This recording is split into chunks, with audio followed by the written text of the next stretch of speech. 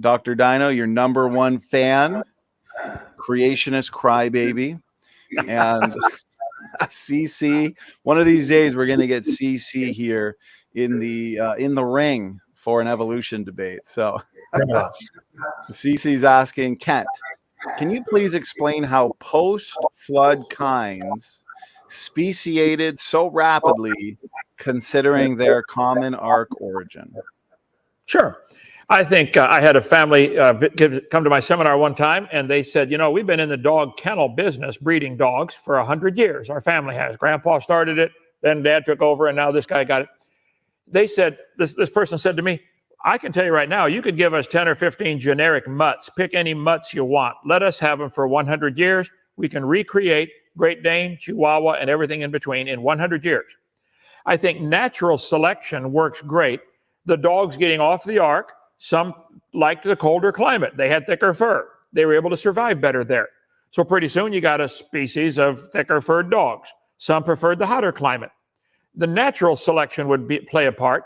Artificial selection, where man gets involved, plays another part.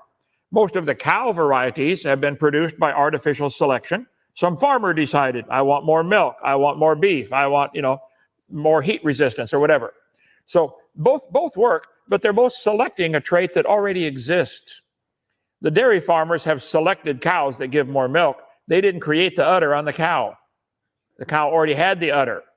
Why don't you get fish that give milk? Okay, so all that we've seen, I think within a few hundred years, getting off the ark, there's not a problem. Animals spreading out to different parts of the world. Some would survive in the colder climate, some wouldn't, and so they would kind of automatically adjust to where they want to go. Like humans, I prefer the south to the north. It's cold up there. You guys keep it. Okay, thank you, Ken, for that response. Evan, over to you if you had a response as well. Go ahead. I think that's a great question from, I think you called him CC. I think that username is hilarious, by the way. It's interesting that even in Ken's response, he's acknowledging that natural selection, a key component of the theory of evolution, is something that is used throughout everything, every part of our lives, to explain the answer that he has to CC. That's really all I got. I mean, if you want to ignore the time constraint, if you want to ignore the different material conditions that bring about different species, if you want to pretend that a species can't become a different species over a long period of time under vastly different material conditions, then I can't help you. It's just what it is. Okay, thank you, Evan. Kent, question was for you. You can have the last word. Go.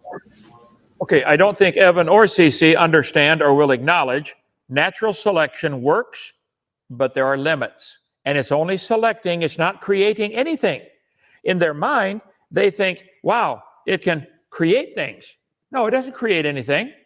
They artificially selected dogs till they got down to my wife's dumb dog, the pug. Okay? Sorry, master, skin also wrinkled. Skin for 2 dogs on one body. I can no fix. Maybe chase parked car, smashed face in. So I think that you want to see what they've done with dogs. They've created completely useless ones now. But they're never going to get a mosquito or anything other than a dog out of this. There's just simply no evidence. I think the post-flood in 4,400 years, all the nature or artificial man would select varieties within the same kind.